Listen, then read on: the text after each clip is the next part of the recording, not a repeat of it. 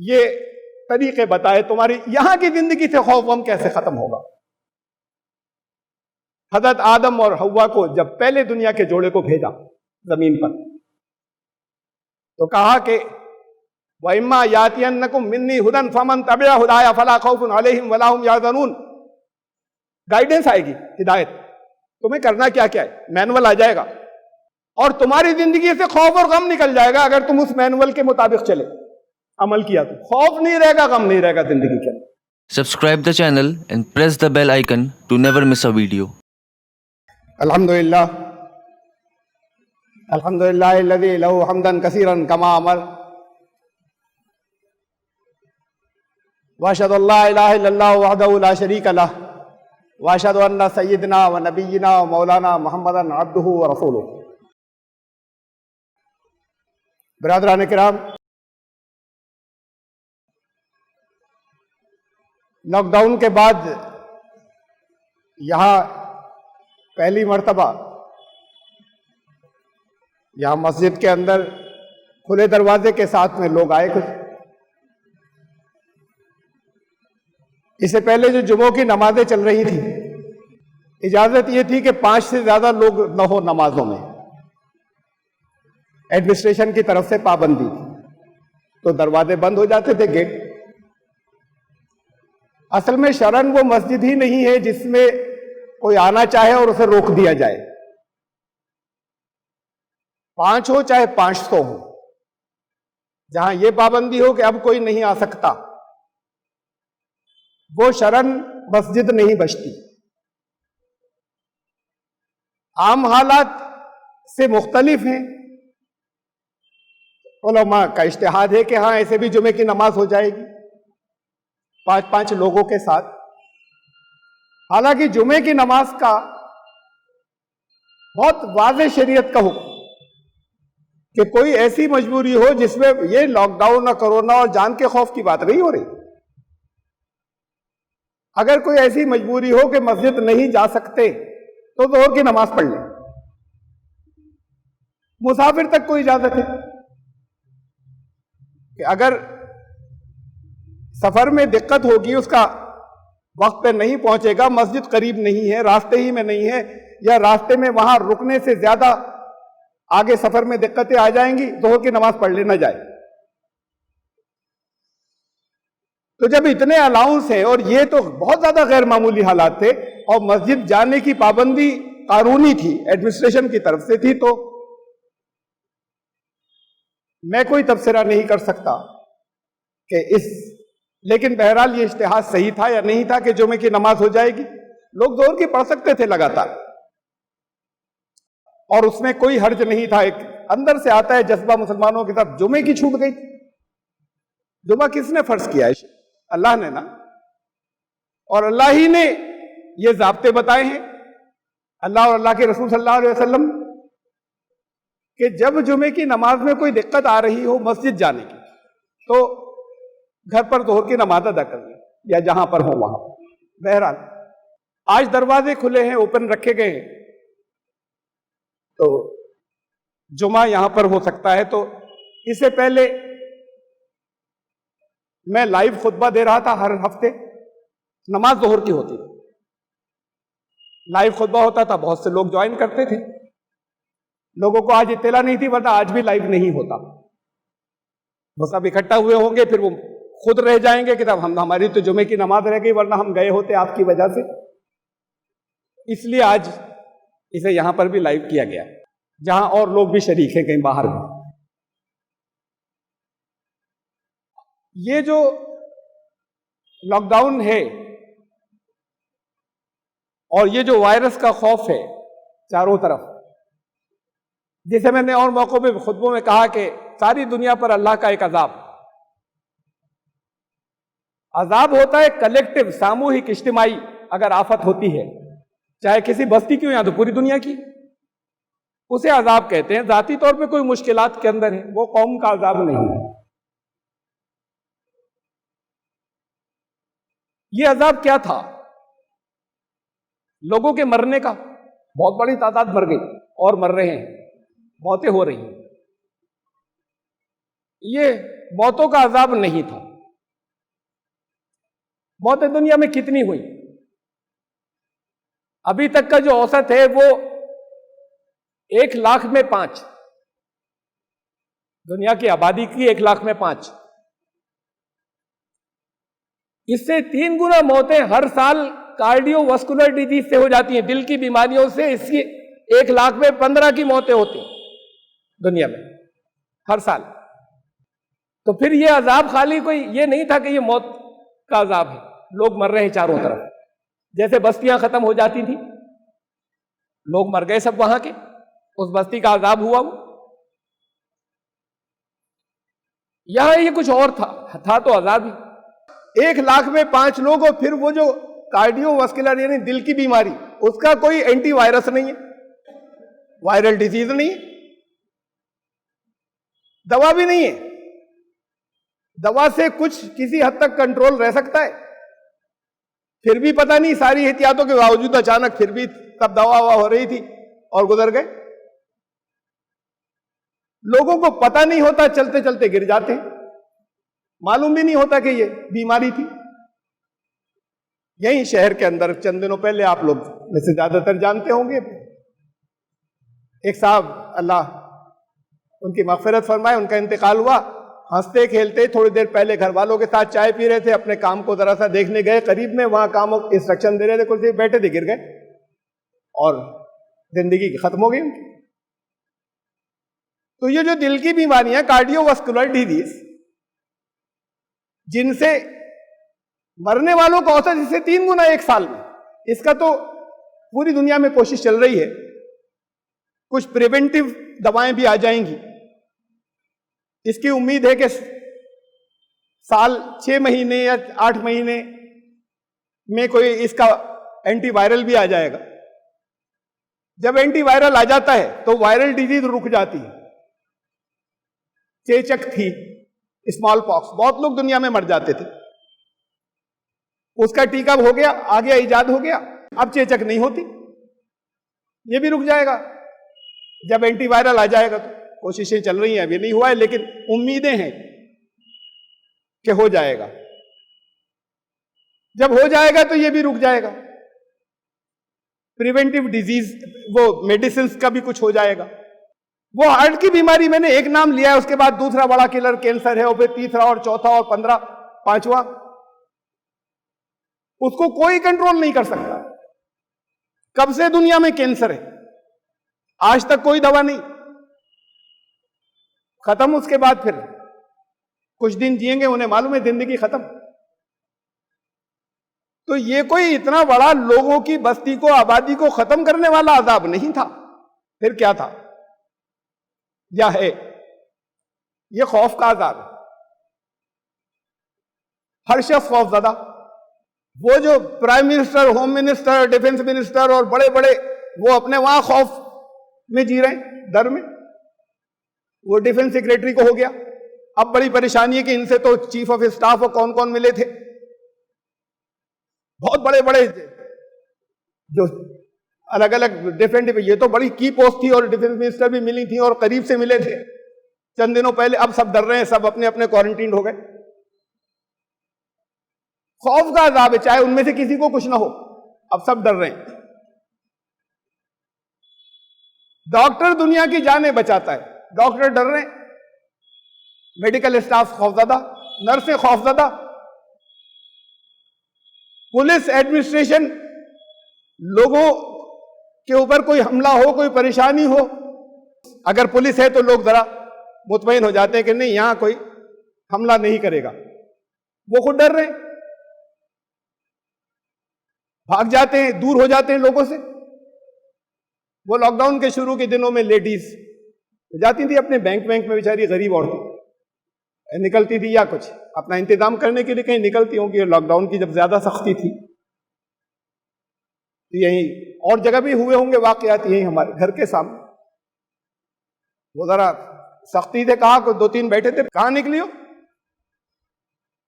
अब मालूम नहीं उसने जान के किया या शायद जानकारी किया, उसने कहा था, वो भाग गए तीनों उठकर। शुरू में तो बहुत ही खौफ था, उसने खौ किया, वो तीनों उठकर भाग गए। खौफ का अजाब, वो खौफज़दा है जो दूसरों को की जाने बचाते हैं, दूसरों की हिफाजत करते हैं, उन्हें अपनी हिफाजत की फिक्र है, और हैं उनमें भी वाकयात हो रहे, इन्फेक्शन हो रहे, मौतें हो रही। इनविजिबल, नजर नहीं आने वाला एक दुश्मन सामने से आए, कोई मुकाबला कर ले। दुश्मन का साइज इतना छोटा कि वो 1 इंच के अगर 10 लाख हिस्से करें तो उसमें 4 उसकी लंबाई और 5 चौड़ाई, 1 इंच का 10 लाखवां हिस्सा, इतना छोटा, इतना दुश्मन जो नजर नहीं आता। और इंसान जो अपने आप को अशरफुल मखलूकात कहते हैं, वो सब डर रहे। एक डर का अजाब, एक और अजाब, और कुरान ने इन दोनों का बहुत जिक्र किया, इन दोनों को, खौफ और गम।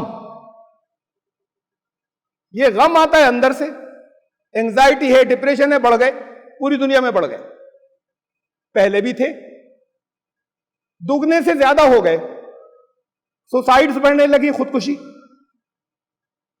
के वाकयात बहुत बढ़ गए। बच्चों के अंदर होने लगा ये एंजाइटी और डिप्रेशन, पहले भी कुछ था। वहां पर सर्वे हुआ जहां सबसे पहले, और अब नहीं है, वहां तकरीबन वाकयात खत्म हो गया। वुहान के अंदर, चाइना, जहां सबसे पहले फैला था, बच्चों का सर्वे हुआ तो 20% बच्चे, हर 5 में से 1 डिप्रेशन या एंजाइटी का शिकार हो गया भाई, इसकी वजह से। यही औसत और जगहों पे भी होगा। बच्चों को दूसरों से मिलने जुलने का मौका नहीं मिला, सोशल एक्टिविटीज का, बच्चों को बाहर निकलने को नहीं मिला, तो उनकी जो जहनी मेंटल कैफियत है उस पर बड़ा असर पड़ा। मेंटल डिसऑर्डर्स बहुत बढ़ गए। अब आगे जो और कुछ सर्वे आएंगे, एक्चुअल फिगर्स आएंगी, लेकिन दुगने से ज्यादा का तो मालूम है। जो रफ मामूली जो जगह जो दुनिया में कुछ छोटे सैंपल के सर्वे हुए, और एक अंदाजा यह कि 50% आबादी तो बहुत खौफ में जी रही है, 50% आबादी। जरा मुसलमान दूसरों से कम डरते, इनका खौफ और उससे कुछ कम है, लेकिन 50% आबादी, 50% आबादी खौफ में जी रही है। कितने दिन और खौफ में जिएगी? और उस खौफ के साथ में ये अंदर से ये डिप्रेशन और एंजाइटी से गम जो अंदर से आता है, मैंने पहले भी बताया है, खौफ की बुनियादें बाहर होती है। अभी हुआ नहीं कुछ, डर रहे कहीं हो ना जाए, हमला नहीं कर दे कोई दुश्मन, कहीं छापा नहीं पड़ जाए, फलां जादू नहीं करा दे, हुआ कुछ नहीं है। आगे किसी चीज से डर रहे, हो सकता है ना हो, लेकिन वो डर खत्म कर रहा है इंसान। ये सबसे बड़े किलर हैं दुनिया में, खौफ और गम, जिसका कुरान ने बहुत जिक्र किया, इन तीनों का साथ साथ। खौफ की बुनियादें मुस्तकबिल में होती, शायद वो ना हो जिस चीज से डर रहे हैं। गम अंदर से आता है, इंटरनल होता है। जो तवाज़ुन और बैलेंस अल्लाह ने रखा है इंसान के लिए सोचने के अंदाज का, जब उसमें डिस्टरबेंस होता है, जब वो बिगड़ता है, तवाज़ुन, अदम तवाज़ुन पैदा होता है, तो गम आता है। एक कैफियत पैदा होती है, सब कुछ ठीक है लेकिन गम है। कोई चीज हमारे घर के अंदर सब तरह की आसानियां, सहूलतें सब है, लेकिन गम है, नहीं जा रहा। ये अंदर से आता है, ये उस तवाज़ुन के बिगड़ने से आता है। ये अजाब, खौफ और गम का अजाब है पूरी दुनिया पे, रुकेगा किसी जगह जाकर, लेकिन अल्लाह ने दिखा दिया। बड़े अपने आप को एडवांस समझते थे, जो नजर नहीं आता, इतना बारीक, इतना इनविजिबल, ऐसा दुश्मन, इनसिग्निफिकेंट, ऐसा के वो बिल्कुल उसके बारे में तो कोई सोच ही नहीं सकता कि ये इतना हल्का फुल्का और कुछ नहीं कर सकते उसका, और कब किस पर हमला कर दे। ये है खौफ। 80% हिंदुस्तान का है, और दूसरी जगहों पे रेशियो इससे कुछ मुख्तलिफ होगा, लगभग इतना होगा सब जगह। ये बताइए, कहा जाता है, अंदाजा है 80% लोग एसिम्प्टोमेटिक हैं, यानी उनमें कोई इन्फेक्टेड है, अगर पकड़ के टेस्ट किया जाए तो पॉजिटिव निकलेंगे। 80% आबादी के नहीं, बल्कि जिन्हें हो जाता है उनमें से 80% वो हैं जिनमें कोई सिम्टम्स नहीं, तो पता भी नहीं। अब यहां इंडिया में तो टेस्ट का अरेंजमेंट बहुत कम है, इंतजाम बाद मुल्कों में बहुत अच्छा है, आबादी का सबका उन्होंने टेस्ट कर लिया। यहां तो बहुत थोड़ा सा इंतजाम है। तो पता नहीं कितने लोग हम में घूम रहे हैं चारों तरफ, अब जब बड़ी एहतियातें समझ रहे हैं अपनी, और वो इन्फेक्टेड हैं, हम में से हो गए, पता नहीं है। टेस्ट सबके कराए जाए तो मालूम नहीं कितने निकल आए। इनमें से बचकर नहीं जा सकते। यानी उस लॉकडाउन के अंदर अजाब ऐसी होता है, जिसे पकड़ना होता है वो छुप नहीं सकता। सोशल डिस्टेंसिंग से बच जाएगा, क्वारंटीन से बच जाएगा, क्वारंटीन से नहीं बचेगा। कहीं नहीं निकले, एक दिन भी नहीं निकले, बहुत एहतियात की। इंसान अकेला नहीं जी सकता, कुछ तो लेने के लिए कोई मुलाजिम आएगा घर में, कुछ तो बाहर से मंगाओगे, नोट तो गिनोगे, कहीं से पैसे आएंगे, घुस जाएगा अंदर घर में। और वो आपका मुलाजिम असिम्प्टोमेटिक है इन्फेक्टेड, उसमें किसी भी तरह का सामने से सिम्टम्स नहीं है, आपको लग गया, आप में पैदा हो गए सिम्टम्स भी। तो लोग ये समझें कि अंदर घुसकर बच जाएंगे, जिसे पकड़ना होगा उसे घुसकर पकड़ लेगा, अंदर घुस के, चाहे जितने कोनों में घुस जाए। वो कोठरी बंद करके जिंदगी भर, या जब तक ये चलेगा महीनों, बगैर किसी से मिले हुए तनहा नहीं रह सकता। कुछ चीजों की जरूरत है, कुछ खाएगा पिएगा, कुछ बाहर से मंगाएगा, चाहे घर के दरवाजे से पकड़ ले, फिर भी घुस आएगा वो वायरस अंदर। तो जिसे जाना है वो बचेगा नहीं। ये अलग बात है, एहतियात होनी चाहिए। बेखौफी का ये मतलब नहीं कि अब हम डर निकाल दें। एहतियात बंद करना और बात है, डरना और चीज। ये दो बातें। एहतियात करें, एक एहतियात है, एक ये कि डर रहे हैं। डर काम नहीं आएगा, लेकिन डर जिंदगी को तबाह कर देगा, करता है। खौफ और गम ये ग्रेटेस्ट किलर्स हैं हमेशा से, ऑल टाइम। इसलिए कि कुरान ने बहुत जिक्र किया था खौफ और गम के बारे में। कुरान ने तो इलाज बताए। सबसे पहली बात, डर किस बात का है? ये लग गया ना मर जाएंगे। अरे ज्यादातर लोग नहीं मरते, बहुत थोड़ी सी परसेंटेज मरती है, लेकिन कुछ नहीं पता कौन मर जाएगा और किसे हो जाएगा। जो डर क्या है? मरने का डर है। और बाकी तो जिस्मानी तकलीफें कोई नहीं होती बहुत ज्यादा, वो चंद दिन दरासी बुखार उखार की जो कुछ भी होती, बहुत पेनफुल, बहुत लंबे अरसे तक कोई जिस्मानी तकलीफें नहीं।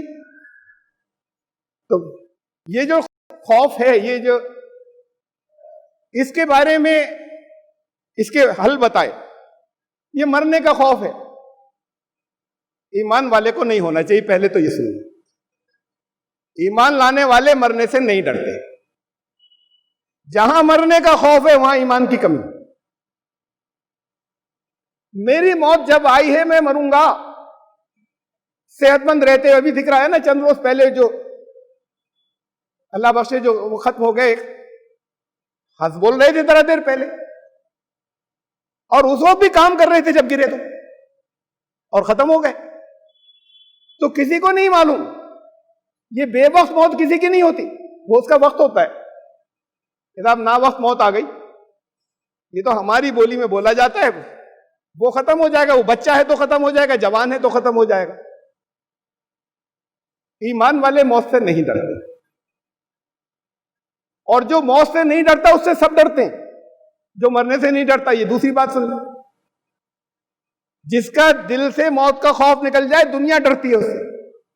ये जो टेररिस्ट कहलाते हैं, या वो अपने आप को जिहादी कहते हैं, मैं इसमें अभी इस्तिलाहों में नहीं जा रहा। मरने से नहीं डरते तो उनसे दुनिया डरती है, हुकूमतें डरती हैं बड़ी बड़ी, बड़े लंबे चौड़े इंतजाम होते हैं रोकने या करने, और फिर भी हर एक जो है वो जरा बच बच कर भागता है। फिर इसके अलावा एक सर्वे हुआ है, बहुत से सर्वे इसके हुए हैं, कि किसी जगह कहीं टेररिस्ट अटैक होता है तब, नेचुरल कैलेमिटीज यानी कुदरती आफात कहीं अगर आती हैं तब, या इकोनॉमिक स्लो डाउन हो जाए, मईशत कहीं की बड़ी कमजोर हो गई, उसके बाद सुसाइड के केस बढ़ जाते हैं, पोस्ट ट्रॉमेटिक प्रॉब्लम्स आ जाती, यानी वो खत्म हो गई प्रॉब्लम, लोगों की जहनी कैफियतें बदल गई। तो ये कैफियतें जो बदल गई, ये तो बड़ी लंबी परेशान करती हैं। और एक और है, एक बीमारी पहले भी थी, आम लोगों में भी होती है, वो बढ़ गई बहुत। Obsessive compulsive disorder. इसका मतलब यह है, जैसे आपने देखा होगा, बाज लोगों को आप जानते होंगे, पाकी का बड़ा ख्याल है, ये तो बड़ी अच्छी बात है। पाकी तहारत के बगैर ईमान नहीं, आधा ईमान है। लेकिन बाज लोग को इतना ज्यादा होता है, अरे ये करीब आ गया, यूं छींट नहीं आ जाए, फिर दिन में 3 बार नहाए, 4 बार होते हैं बाज लोग। ये पता नहीं ये फलां जो जहां जाता है, वॉशरूम जाता है, आता है, ये कपड़े नहीं बदलता उसके बाद, ये तो इतनी एहतियात करता नहीं जितनी हम करते हैं, इससे कहीं छू नहीं जाए कुछ, हमारी नमाज होगी नहीं होगी। ये डिसऑर्डर है, ये नॉर्मल लोग नहीं है, ये भी बीमारी है, नफ्सियाती बीमारी है। इसे कहते हैं ऑब्सेसिव कंपल्सिव डिसऑर्डर। ये बहुत बढ़ जाता, अब हाथ ही धोते रहेंगे लोग, बहुत से बीमारी हो जाएगी। बार बार हाथ धो रहे हैं, बार बार हाथ धो रहे हैं, बार बार सैनिटाइजर यूज कर रहे हैं। ये इतना ज्यादा जब ये एम्फेसिस या जोर हो गया ना, कहा गया किया करो, तो बहुत से लोगों को ये बीमारी हो जाएगी, या बहुत से इस बीमारी में हो चुकी बात को, ये बीमारी जितनी जरूरत है उससे बहुत ज्यादा बढ़ जाना, और फिर वो बस करते ही रहना फिर उसे हमेशा, कि कहीं मुझे इन्फेक्शन नहीं हो जाए, ये खत्म हो जाएगा तब भी जारी रहेगी। मैं जिक्र कर रहा था कि मौत की बात, कि ये तो इसके बाद भी चलेगा, जब ये वायरस खत्म हो जाएगा, ये बीमारियां जो चारों तरफ चल गई, जो हमेशा बढ़ती हैं, ऐसा नहीं होता इसके साथ फौरन खत्म हो गई, नई होना खत्म हो जाएंगी, वो पुरानी जिनको हो गई वो तो फिर जिंदगी भर तंग करेंगी। यहूदियों के बारे में कुरान ने कहा, उनको चैलेंज दिया, इन ज़अमतुम अन्नकुम औलियाउ लिल्लाह मिन दूनिन नास, अगर तुम्हें इस बात का ज़ौम है कि अल्लाह तुम्हारे साथ बड़ा अच्छा सलूक करेगा, तुम तो अल्लाह के प्यारे हो, तुम्हें ही वो ईमान वाला समझता है, फतमन्नउल मौत, जरा मौत की तमन्ना करके दिखाओ, अगर सच्चे हो, इन कुंतुम सादिकीन। तुम्हारा ये है ना, मैं ईमान वाला हूं, हम हैं बस ईमान वाले, मौत की तमन्ना करके दिखाओ। क्या टेस्ट रखा है? मौत की तमन्ना, टेस्ट ये दिया है, आप में से कितनों की? ये खाली उन्हीं के लिए था टेस्ट, हमें क्यों सुनाया है? तमन्ना किसकी हो सकती है, किसकी बन सकती है? किसी ऑफिसर का अचानक ट्रांसफर हो गया, या ये कि चंद दिन पहले, 1 हफ्ते पहले मालूम हुआ ट्रांसफर होने जा रहा है, अब सारे घर वाले जो हैं वो परेशान, क्या होगा, बच्चों की तालीम का क्या होगा, इन्हें कहां रखेंगे, एजुकेशन का, घर की सेटिंग का, इसका उसका, और फिर और भी परेशानियां होती हैं, लेन देन की सेटिंग थी, इस तरह की भी होती, लेकिन और घर से मुताल्लिक पूरी जिंदगी मुसीबत में आ जाती, बहुत परेशान हो गए। और अगर कोई ऐसा हो जिसे पता हो कि मेरा ट्रांसफर होगा फला जगह, और इंतजाम कर रहा हो, यहां से अच्छी कोठी बना ली हो, वहां पहले से बहुत सी अपनी सारी जरूरत के सामान इकट्ठा बहुत दिनों से कर रहा था, और ये भी पता था वहां होगा मेरा ट्रांसफर, अभी ट्रांसफर नहीं हुआ, जब वहां के इंतजाम बहुत अच्छे हो जाएंगे तो दिन गिनेगा कब जाऊंगा, एडमिशन के भी इंतजाम कर लिए थे बच्चों के, अरे भाई यहां से होता क्यों नहीं ट्रांसफर, जाते क्यों नहीं हम? जब वहां के अरेंजमेंट बेटर हो जाएंगे यहां से, तो फिर तो ये दिन गिनेगा कब जाऊं, यहां पे रोक रखा है, ट्रांसफर नहीं करते, दुनिया डरती है, वो नहीं डरेंगे। यहूदियों से क्यों कहा तमन्ना करके दिखाओ? इसलिए कि ये जिंदगी चक्र नहीं है, जैसे हमारे यहां बहुत से लोगों का अकीदा है, हिंदुओं का, बौद्धों का और दूसरे बहुत कुछ मज़ाहिब का, यहां आ जाएंगे फिर कुछ कर लेंगे, मौका नहीं मिलेगा इसके बाद। जहां जाओगे वहां के इंतजाम कर लो, जिसके इंतजाम हो गए उसका खौफ निकलना चाहिए, जिसके इंतजाम यकीनी मालूम हो जाए उसकी तमन्ना बन जाना चाहिए कि अब जाऊं। घर वालों की नहीं रहेगी फिक्र, बच्चों की भी नहीं रहेगी, वो ईमान तो आप थोड़ी पालते हैं बच्चों, आपने देखे हैं, हमने देखे हैं, करोड़पतियों के बच्चे ठेले लगाते हुए बर्बाद हो गया सब कुछ। हमने देखे हैं उनके यहां, जिनके यहां खाने को नहीं होता, उनके बच्चे बहुत ऊंची ऊंची जगहों पर, वो गुजर गए, यतीम हो गए, उसके बाद बहुत ऊंचे ऊपर उठे। हम एक जरिया बनते हैं उन बच्चों को पालने का। अल्लाह जिसके लिए चाहे जैसे दराए पैदा कर दे दूसरों का। वो जब ईमान होता है वो खौफ निकल जाता है। अब तो यह है कि यहां से बेटर हालात हैं और ये भी हमसे कभी आकर मिलेंगे वहीं पर। ये थोड़े दिन की बात तो है, इन्हीं के साथ गुजारेंगे बड़ी अच्छी। जाते हैं अपने कारोबार के लिए, अपनी आमदनी के लिए, दुनिया के दूसरे ममालिक में नौकरियां करने के लिए जाते हैं, मुलाजमतों के लिए जाते हैं। तो बहुत बहुत दिन घर वालों से अलग रहते हैं, इसलिए कि इससे हमारी मेयार जिंदगी ऊपर हो जाएगा, अच्छा हो जाएगा। तो फिर अगर थोड़े दिनों ये थोड़ा सा अरसा बीवी बच्चों से या शौहर से और बच्चों से अगर अलग हुए, अपने अजीजों से अलग हुए, क्या हुआ, इन सबसे मिलेंगे और बहुत अच्छे हालात में मिलेंगे। ईमान अगर पूरा हो, मुकम्मल हो, तो ये खौफ नहीं बचता। इसलिए कहा यहूदियों से कि तुम ईमान का दावा करते हो ना, अल्लाह के महबूब होने का दावा करते हो, तो अल्लाह तो तुम्हें बड़ा नवाजेगा। फतमन्नउल मौत, मौत की तमन्ना नहीं तुम्हारे अंदर नजर आती अगर सच्चे हो तो। वला यतमन्ननहु अबदम बिमा कद्दमत ऐदीहिम, ये जानते हैं आगे कुछ नहीं बनाया है, खाली है सब कुछ, इसलिए कभी तमन्ना नहीं कर सकते।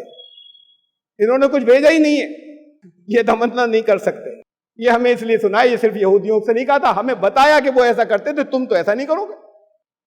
ये तरीके बताए, तुम्हारी यहां की जिंदगी से खौफ गम कैसे खत्म होगा। हजरत आदम और हव्वा को जब पहले दुनिया के जोड़े को भेजा जमीन पर, तो कहा कि वइम्मा यातियन्नकुम मिन्नी हुदन फमन तबिअ हुदाया फला खौफुन अलैहिम वला हुम यहज़नून। गाइडेंस आएगी, हिदायत, तुम्हें करना क्या क्या है, मैनुअल आ जाएगा और तुम्हारी जिंदगी से खौफ और गम निकल जाएगा। अगर तुम उस मैनुअल के मुताबिक चले, अमल किया, तो खौफ नहीं रहेगा, गम नहीं रहेगा जिंदगी के अंदर। वला खौफुन अलैहिम वला हुम यहज़नून, तरीका बता दिया। एक और आयत सुने, इसलिए कि कुरान ने बहुत जगहों पे बहुत से मौकों पर इसका जिक्र किया कि खौफ और गम कैसे खत्म हो जाएगा। और शायद वो मैं आयत वो सुना रहा हूं आपको जो इस मौके के लिए अपने अलग माने रखती है, आज के बिल्कुल नए।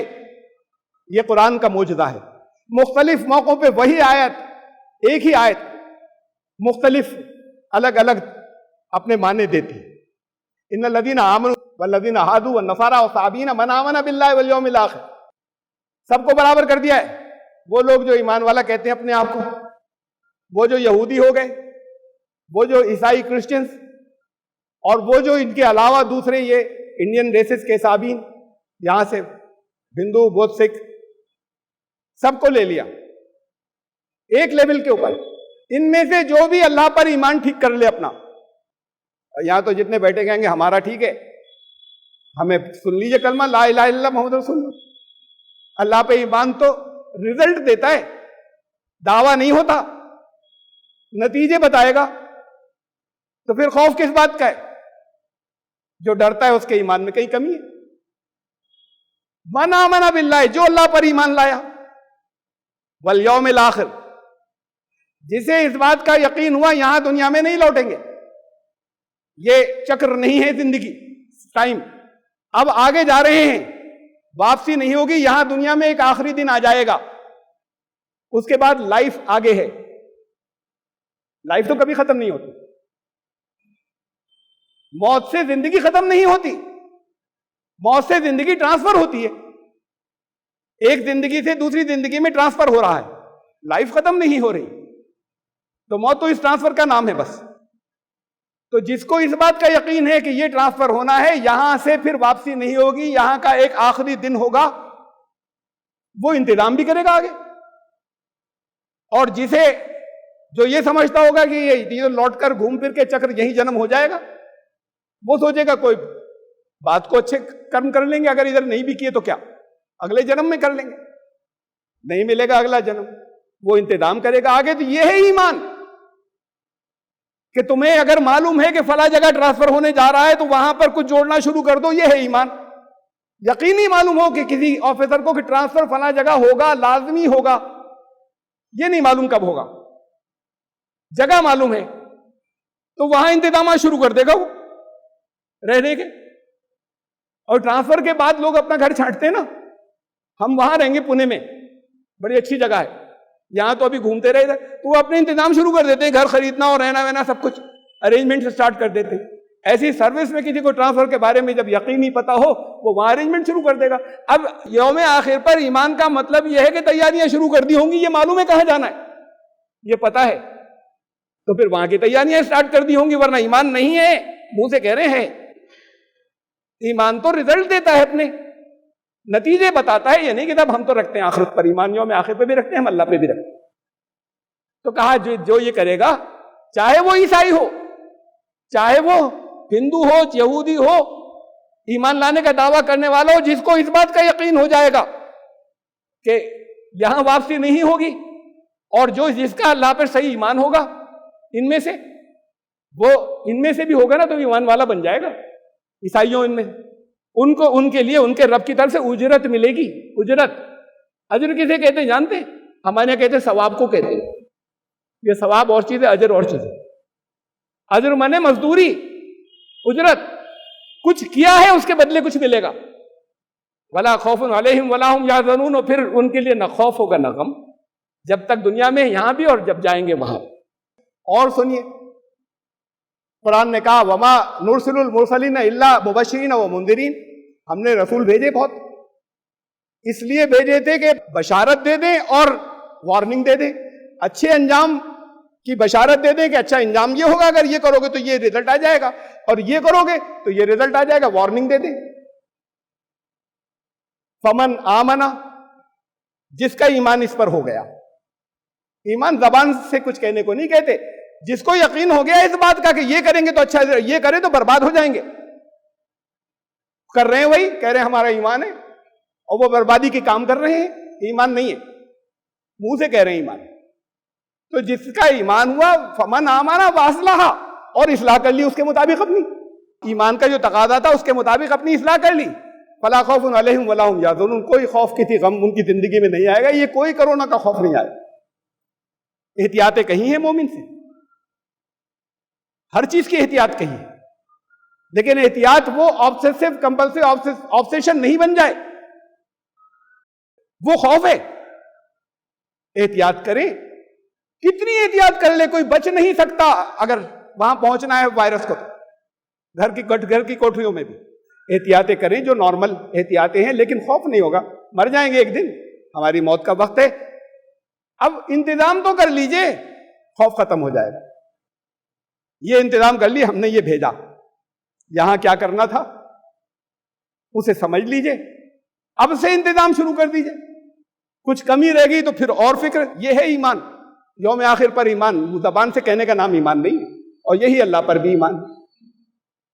तो ये इतनी बातें जो हैं वो कुरान ने बता दी, इस कोरोना के खौफ से, खौफ और गम से नजात की। ये दोनों बातें कहती, खौफ नहीं गम नहीं।